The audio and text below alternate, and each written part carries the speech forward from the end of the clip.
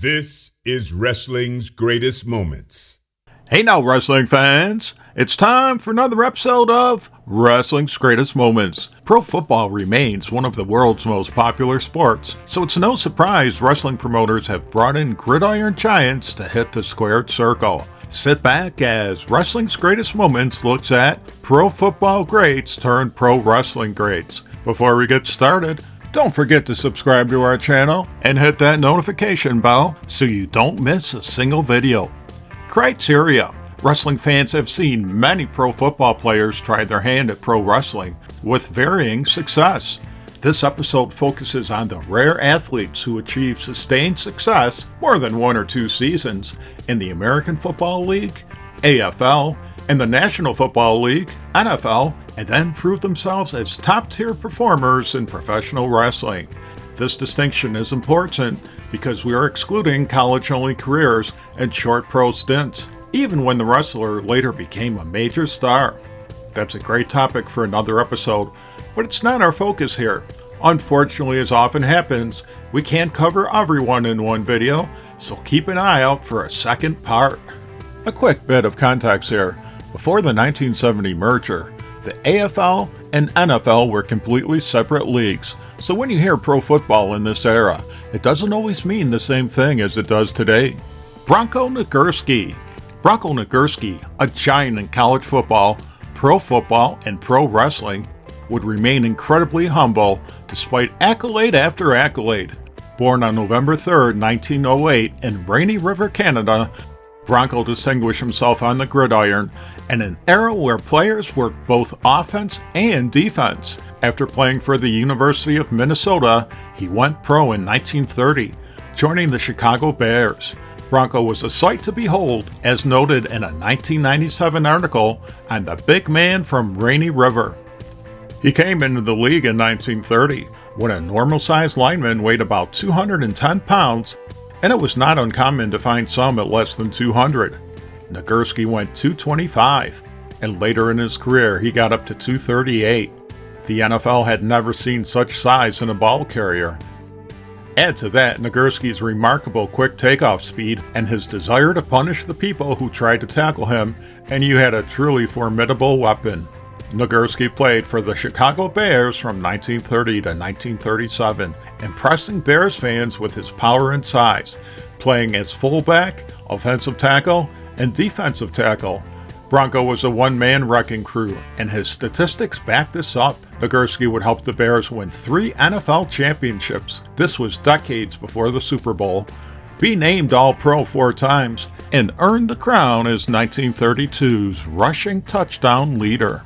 Bronko's football success led to his recruitment into pro wrestling. Wrestling fans were drawn by his magnetism, and his overall name value at the box office motivated promoters to push him to the World Heavyweight title throne 4 times. Nagurski clashed with many of his era's wrestlers, including Dean Detson, Strangler Ed Lewis, Sandor Zosbo, Orville Brown, Lou Thez, and Mike Sharp. Bronko switched to wrestling full-time after the Bears refused to give him a raise. However, he did return in 1943, after World War II sapped the team of many players, helping Chicago win the NFL championship once again. Nagurski continued wrestling until 1959. His achievements in football and wrestling led to many honors, including his own museum, statues of the big man, inductions into Football and Wrestling Halls of Fame, and the Football Writers of American Association establishing the Bronko Nagurski Trophy, an award for the Best Collegiate Defensive Player of the Year. When it comes to football greats turned wrestling greats, it's unlikely anyone will surpass Nagurski's accomplishments. Simply put, he was a phenomenon in football and in wrestling. The fact that pro football players are no longer allowed to wrestle during the off-season means a pro football player making big bank has less incentive to quit pro football and pursue a pro wrestling career. That wasn't always the case. Though hard to understand in today's world, where a lockout derails an NFL season as owners and players bicker over how to split billions of dollars, there was a time when a good athlete could make more money in wrestling than in football. Bronko Nagurski passed away on January 7, 1990, at age 81. Gus Sonnenberg.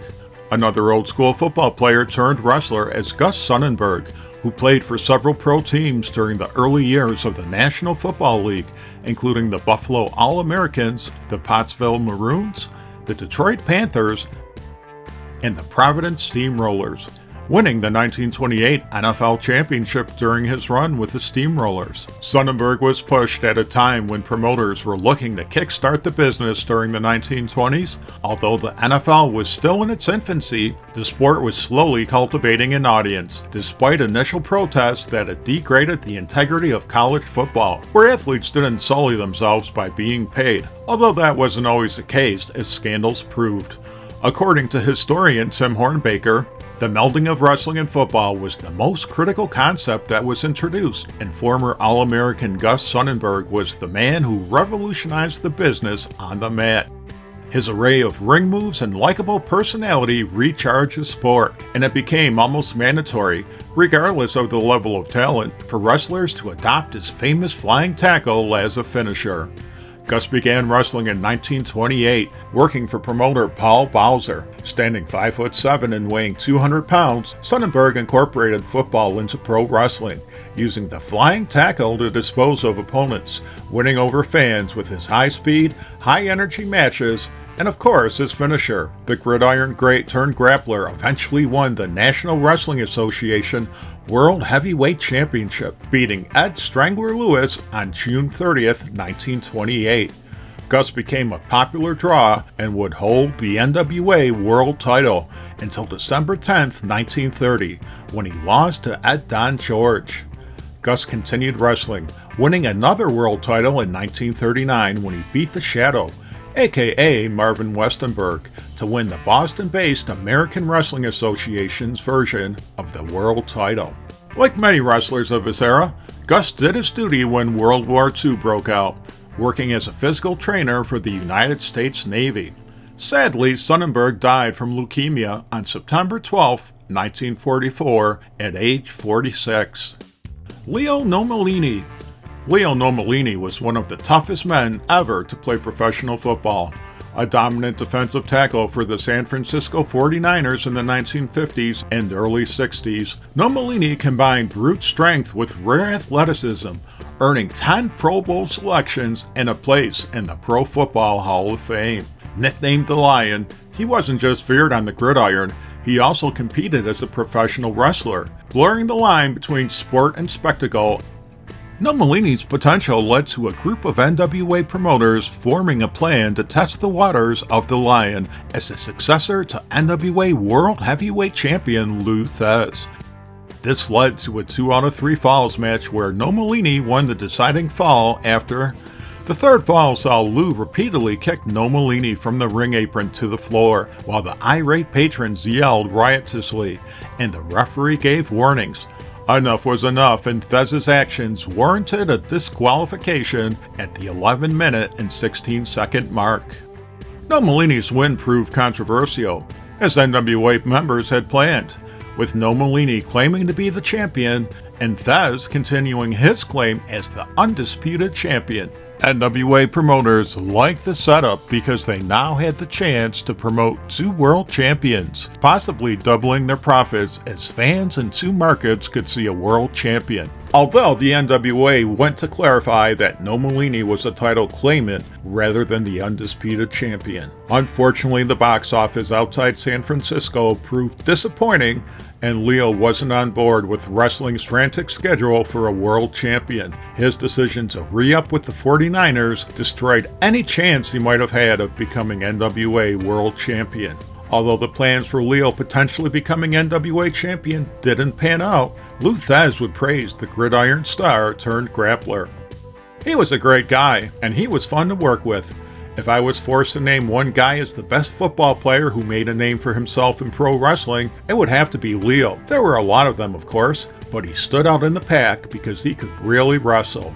Nomellini found success in tag team wrestling, with different partners including Vern Gagne, Enrique Torres, and Wilbur Snyder. Leon the Lion also played a role in training other wrestlers, including Dick the Bruiser, Gino Garibaldi, and Curtis Iukea. Nomellini continued playing pro football until 1963. His wrestling career continued until 1965. Leon Nomellini died on October 17, 2000 at age 76. Ernie Ladd. Big man Ernie Ladd was a fantastic football player and arguably one of the best on our list. Ladd played in the AFL as a defensive tackle, playing for the AFL San Diego Chargers, the Houston Oilers, and the Kansas City Chiefs. Ladd was a sight to behold, as noted in a 2007 article. Ladd was the largest player of his time, 6 feet 9 inches and 315 pounds, with a 52-inch chest, 39-inch waist, 20-inch biceps, 19-inch neck, and 18D shoes. His quickness, despite his size, earned him the nickname Big Cat. The Big Cat's football accolades were many: an AFL championship, 3 All-Pro awards, 4 selections for the AFL All-Star Game. Ernie Ladd is another football star who couldn't resist wrestling's big paydays, telling the New York Times, "After a few years, I was making so much money wrestling in the off-season that I figured I could make a lot more by giving up football and wrestling full-time. I quit football at 28 and still had several good years left.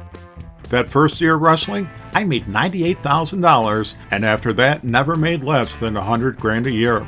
That was big money back in the 60s. Ladd became one of the greatest heels of his era, headlining in the Worldwide Wrestling Federation, WWF, Mid-South Wrestling, and Houston Wrestling, to name a few.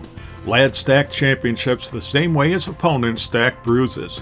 While the Big Cat never won a major World Heavyweight Championship, he had a memorable run as the National Wrestling Federation's World Heavyweight Championship, in addition to numerous singles titles and tag titles in various territories. Intelligent, articulate, and brutally effective in the ring, Ladd broke stereotypes and redefined what a big man villain could be.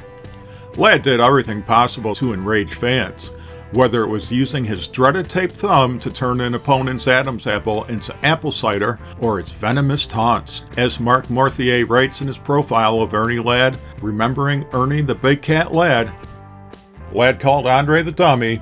Not known for being politically correct, Ladd often referred to rival Wahoo McDaniel, who also played AFL football, as the Drunken Indian. These insults did not endear Ladd to many fans, but it was all part of his persona. Ladd's feuds with grapplers including Bruno Sammartino, Magnum TA, and of course fellow big man Andre the Giant are still talked about. In addition to his football and wrestling achievements, Ladd worked tirelessly to help the community, helping underprivileged youth. The Big Cat passed away on March 10, 2007 at the age of 68 from colon cancer. Wahoo McDaniel. Edward Wahoo McDaniel proved to be larger than life, whether he played football or competed in the squared circle. There are many wild Wahoo tales, including the famous race he had while playing college football. McDaniel told Sports Illustrated, "I've been running 10 miles a day training for the wrestling team, and I accepted a challenge from some people in the athletic dorm. The bet was that I could run from the front steps of the dorm in Norman to the city limits of Chickasha without stopping. So I put on shorts and a t-shirt and took off at noon. They followed me in a car to make sure I didn't stop. It was brutal. Finally, I reached the top of a hill, and below there was Chickasha, 36 miles in exactly 6 hours. I collected $185 for that." Wahoo played for several AFL pro teams, beginning in 1960 with the Houston Oilers, followed by a run with the Denver Broncos. However, it would be his run with the New York Jets where he stood out. According to the book, The Pro Wrestling Hall of Fame, Heroes and Icons, Wahoo once made 23 tackles in a single game against the Broncos. However, it's worth noting that the NFL and AFL didn't officially record tackles at the time, so any single game tackle totals from that era are unofficial estimates rather than league-certified stats. Regardless, McDaniel was a fan favorite on the Jets, and his decision to wear a jersey with the name Wahoo on the back endeared him further. The Jets faithful enjoyed a tradition where the stadium announcer would tell them, "Tackle by guess who?" and the fans responded, "Wahoo!" McDaniel began wrestling around 1960 after training with Dory Funk Sr. Wahoo worked in Dory's Western States territory. One of the most interesting aspects of Wahoo's career claimed that the Native American grappler was unable to get into the WWF because the promotion already had a so-called Native American wrestler, Chief Jay Strongbow, played by Italian-American wrestler Joe Scarpa. While that may have been the case in the 1970s, when Scarpa began playing Chief Jay Strongbow, Wahoo wrestled in the WWF for much of 1965.